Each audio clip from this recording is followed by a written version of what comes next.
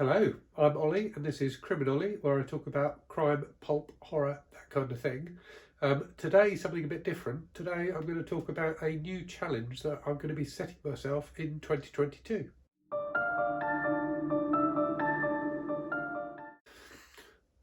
So one of the things I always worry about, both with reading and with other stuff as well, is that I think our modern society very much focuses us on the new. So there's so much press and things like that about new books that are coming out that it can be very easy to forget about the millions of old books that there are out there, that also deserve our attention. And I've set myself challenges in the past, like, trying to read an older book every month. So one of the ones I did a few years ago was I tried to read, for every new book I read, I tried to read something that was written before I was born, which worked reasonably well. But it does tend to leave gaps, and I found when I did that, typically I was falling back on, kind of crime novels from the 50s and 60s, for example, which is a kind of, my comfort zone really. So whilst it was encouraging me to read older books, it wasn't necessarily encouraging me to read more widely, which is something I'm really, really keen to do. So I was thinking about this, and obviously I'm also at the moment doing my 100 book challenge, and I'm up to book 17 or 18, I think. So I've still got quite a long way to go. And the 100 book challenge dictates that I can't buy any new books until I've read 100 books I've already read. So what that means is any challenge I set myself around publication date of books needs to take into consideration the fact that I won't be able to buy any books for another 82 books or whatever it is. So, probably for a couple of months at least, if not 3 months. So I gave it some thought and I toyed around with different ideas. So one was that I would dedicate months to particular decades. So I'd have a month where I read a couple of books from the 60s or, what have you. But when I was thinking about that, it just didn't, for some reason, it just didn't click with me as an idea. So then I started thinking about, could I start in a certain year? And I was thinking probably 1900 and read a book for every year since then. And do that, say to myself, I would definitely read one book a month from the appropriate year, but I could read more if I wanted to. So I might read, in 1 month I might do 1901, 1902, 1903, but I have to read in order. Obviously I can read other things around those books. I'm not purely reading chronologically, but I would try each month to tick off at least one book in chronological order starting in 1900. So I thought about doing that, and then the problem I found was, given the 100 book challenge, that actually I didn't have books for all of the years I would need to start the year if I start in 1900. So I thought I'd twist it on its head. What I'm going to do is start in 2022 and work backwards. So I will do a countdown challenge, and I'm not going to set an end date for it. I want to get to at least 1900. But I might go further than that. I might just keep on going until I get to the point where there aren't any books to read. I don't know how far I get. I'm sure Michael K. Vaughan will have views on how far I could get. Maybe we can have a sweepstake or something. So anyway, I've been looking through my Kindle and my bookshelves, and it is mostly my Kindle, I have to say. And I've come up with the list of the books that I will be reading first. So I've charted what I think I'm going to read from 2022 back to 2000. So I reckon that will probably, so what's that? That's 23 books. So I think that will probably do me for next year. But we shall see. I may get farther or I may not get that far. So anyway, here is the list of books. And these are all books that I already own. And the fact that I was fairly easily able to find a book from every year for the past 22 years in my, on my shelves or on my Kindle shows why I'm having to do the 100 book challenge. I've bought far too many books recently. So anyway, here is the list. Obviously, if you read any of these, do shout in the comments. I'm interested to hear your opinions of them, but they're all things that I bought, or a couple of them are ones I've got from NetGalley. But basically, they're all things I'm definitely interested in reading and have heard good things about. So let me go through the list with you. Unfortunately, most of them are on my Kindle, so I don't have paper copies to show you, but I will flash up cover images. Okay, so starting with 2022 then. So the first book I'm going to read is The Book of Sand by Theo Clare. which comes out I think in January of next year, which I've got through NetGalley, which is a kind of sci-fi fantasy book that sounds very interesting. So Theo Clare is, I think, the real name of an author who previously published crime novels as Mo Hader. So I think Birdman is the first of a series of detective novels she wrote. Sadly, she died in summer of 2021. I think Book of Sam was originally supposed to be the first of a series, so it'll be interesting to read, and rather poignant to read it and see how, see how it feels and see how complete it feels as a story. But yeah, that will be my first book in this challenge, and very much looking forward to reading that. So moving back through 2020 through to 2021, so that book will be Project Hail Mary by Andy Weir. So like everyone else, I've read The Martian, so I read that a couple of years ago and really, really enjoyed it. His later books seem to get slightly mixed reviews. I've not read either of them. I've got both. I can't remember now what the other one's called. But yeah, I've got both his second book and Project Hail Mary. So we'll see how I get on with that, but a bit of sci-fi fun, no doubt. I've now lost my list, so bear with me. Right, so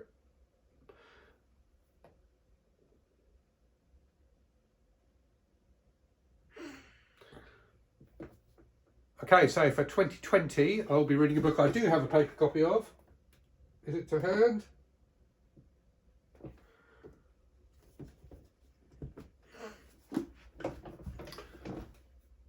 So moving back to 2020, and I will be reading a book I do have a paper copy of, so Shuggy Bane by Douglas Stewart, which everyone seems to absolutely love, including my sister, who told me I had to buy a copy. So obviously won the Booker Prize in 2020, so definitely looking forward to that one.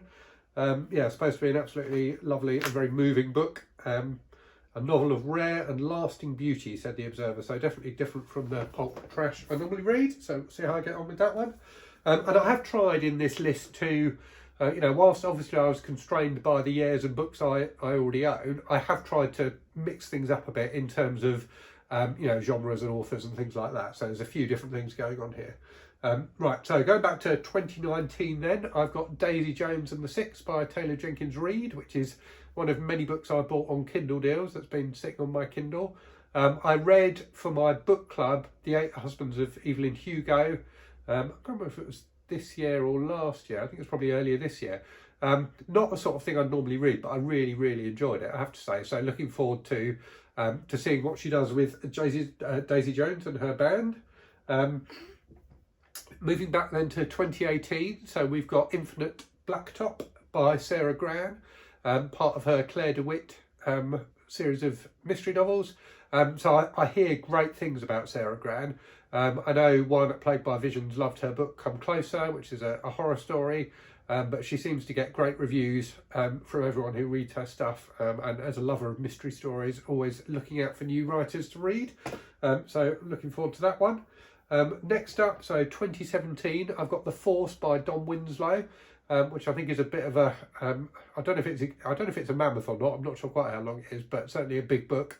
About kind of police corruption and stuff like that. So I've read a few Don Winslow books, not that many, but the ones I have read I've enjoyed. So, looking forward to a big in-depth cop novel. Going back further, so 2016, I've got a book called IQ by Joe Ide, which again has been on my Kindle for ages, which is kind of sells itself as a 21st century Sherlock Holmes. So a kind of intellectual mystery. So that sounds quite fun. So yeah, looking forward to that one as well.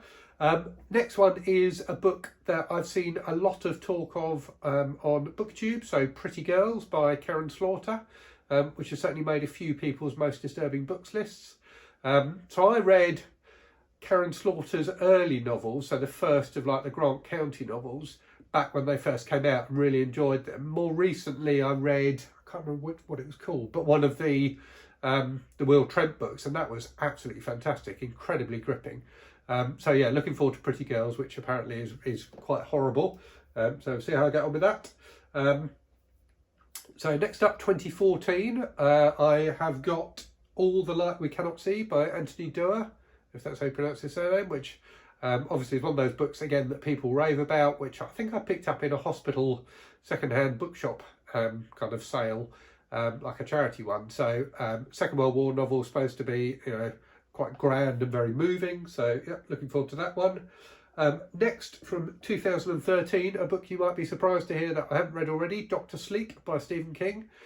So whilst I've read an awful lot of Stephen King, there are a few of his books, particularly from the kind of, well, from this century, that I've skipped over or haven't got round to yet. So I think I've got 2 copies of Dr. Sleep actually. I think I've got a paperback and I think I've got it on my Kindle as well. So yeah, definitely be trying that one. I think I did start reading a library copy of it when it first came out and couldn't get into it. So I'll give that one another go. Next up, 2012, Live by Night by Dennis Lehane. So this is the second of his Cochrane novels. I read the first one, which I now can't remember the title of, which is terrible. I'll flash it up on the screen. And really enjoyed that. That was a fantastic kind of early 20th century gangster novel. This is the sequel to that, so you know, hoping for more of the same, because that first book had that real you know, kind of family saga type vibe going on, which can be very enjoyable, but mixed with a crime story as well. So that was a lot of fun. So hopefully the second one will be as good. Next up, another one I do have a paper copy of,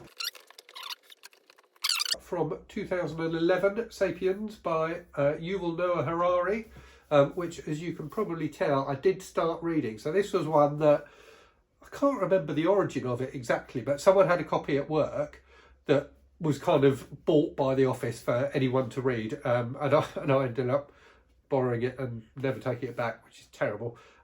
So yeah, I mean, again, supposed to be an absolutely brilliant book about the evolution of humanity and of human thought and ingenuity. So something a bit different, and a quite a large book as well, at nearly 500 pages. But we'll see how I get on with that one. Next, another book that I started reading and then failed to finish. So from 2010, The Big Short by Michael Lewis. So about the kind of financial crash of 2007, 2008, whatever it was. So yeah, I started reading it and found it absolutely fascinating, and then for some reason never finished it. I think I got about a quarter of the way through probably, and I think it's one of those subjects that it's really important that we understand it and learn from it, because there are so many ways in which modern, you know, the structures of modern capitalist life kind of entwine us in ways we don't even realise, and can lead to disaster as they did then. So yeah, keen to read that one. I may watch the movie as well once I've read it. Next up, another Stephen King book. So I've tried not to have too many repeat authors on this list, but I do have 3 Stephen King books, unfortunately. Well, not unfortunately, I do have 3 Stephen King books. Let's leave it at that. So the next one is DUMA, which again is one that I started reading and failed to finish. So it's one I just found a bit heavy going. So I've got a paperback copy of that up in the attic. So we'll be getting that down and reading that. Another horror novel. Oh, look at that. I've just realised I completely missed out 2009. Bear with me. Fortunately, I picked up on that gap in my list. I don't know how I managed to miss that one out. So I'm going to go with another non-fiction one for 2009. Columbine by Dave Cullen, which again I hear is fantastic. So as someone who lives in the UK, I'm fascinated is the wrong word. Amazed and appalled, I suppose, by the reality of school shootings in the States. It just boggles my mind that it continues to happen. I do not understand how a civilized society can let itself get into that terrible position. It's easy for me to say that, you know, not being an American, but I just find it appalling. So yes, very interested to read that, which I hear is a great book. Right, so skipping over 2008. So 2008 was DUMA by Stephen King. 2007, another big book. So The Terror by Dan Simmons. So I was a huge fan of Dan Simmons back in the 90s, I guess, early 90s. So really liked like Carrying Comfort, Summer of Night, and Song of Carly. So I read all of those back then and really enjoyed them. I haven't read any of his more recent stuff. So The Terror seems to get good reviews, albeit maybe a bit slow paced. So yeah, looking forward to digging into that, and again may watch the TV series after I've read the book. Next up, another book that I don't understand why I haven't read, from 2006, The Girl Who Played with Fire by Stieg Larsson. So I absolutely loved The Girl with the Dragon Tattoo, and I've got the second two books in the trilogy, both I think on my Kindle and in paperback form, and yet I've never read them. So yeah, very much looking forward to that one. I think, you know, the first one was a really excellent detective novel, and it's, you know, very tragic that he died before the books, you know, found the fame that they so rightly deserve. 2005 now, and I'm going to go with Never Let Me Go by Kazuo Ishiguro. So I read his latest book. What was it called? Clara and the Sun. I read that earlier this year, again for my book club, and absolutely loved it. I've got a ton of his stuff on my Kindle following another one of those 99p sales that I cannot resist. So yeah, looking forward to that one. So something a bit more intellectual than some of the other books on my list, shall we say, or a bit more literary, maybe is a better word. And I'm going to continue that theme for the next 2 years. Actually, no, the next 3 years. So 2004, I've got The Plot Against America by Philip Roth. So I know very little about that book. I've read Portnoy's Complaint by Roth, is a kind of early classic, but I think that's the only thing by him I've read. But again, that's one I've got on my Kindle, so I will see how I get on with that one. I think we're probably getting into, well, certainly back end of 2022, maybe into 2023 now in terms of this list. Next up is, so from 2003, Oryx and Crake by Margaret Atwood. So I've read A Handmaid's Tale, as has everyone, which I loved. I've also read Alias Grace, which I thought was very good, and The Testaments, which I thought was okay. I didn't think The Testaments was brilliant, but Oryx and Crake seems to get very good reviews. I can't remember for the life of me what it's about, but yeah, again, on my Kindle, waiting to be read. So next up from 2002, Little Friend by Donna Tartt. So this is another book I've tried to read. I think it's kind of a Southern Gothic. I did try and read it a couple of years ago and failed. And I think I may even have tried to read it a couple of years before that and failed. But I tried 3 or 4 times to read The Secret History by Donna Tartt. And when I finally managed to, I absolutely loved it. So I will give The Little Friend another try and hopefully read it. So next up, 2001, we've got the final Stephen King book on the list. So it's Black House by Stephen King and Peter Straub. So I reread The Talisman, which is the book that precedes this. When did I reread that? About 3 or 4 years ago, I suppose. And I'd read it when I was a teenager, but reread it recently and absolutely loved it. It just felt like a really fun, fast-moving adventure, kind of fantasy type story. So interested to see what they do in Black House. I'm not sure why I've never got around to reading that one, but I've definitely got a copy of it somewhere, so I will give that one a try. And then all the way back to 2000, so ending with a bit of non-fiction. So Kitchen Confidential by Anthony Bourdain. So Bourdain is someone who I don't think is really, he hasn't got the cultural presence in the UK that he had in the States. So he's someone that I, frequently on social media see Americans talking about really lovingly, and he's someone I'm barely aware of over in the UK. And that may just be me. It may not be, may not be broadly true in the UK, but I'm certainly know very little about him, other than the fact, obviously, that he sadly died. So interested to see what that's like. I don't think I've ever read any books about cooking, other than reading recipes from cookery books.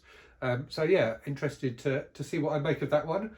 And that takes me all the way back to 2000. So once I get towards the 2000 point in this list, I will come up with the next 20 or so books I'm going to read to take me back to 1980. I quite like the fact I'm going backwards rather than forwards with this, so gradually regressing through literary history. So yeah, we'll see how that goes. But yeah, if you've got any suggestions, if you've got any books you particularly love out of the ones I've just gone through, then do shout. If you've got any suggestions for when I get beyond 2000, then let me know, because by that point I'll definitely be able to start buying them.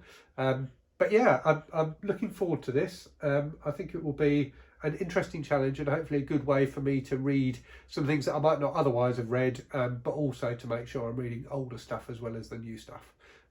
So yeah, that's that video done. Let me know what you thought in the comments. And yeah, as always, keep safe, keep well, get a booster or a jab if you haven't had a jab yet, and I look forward to speaking to you again soon. Cheerio.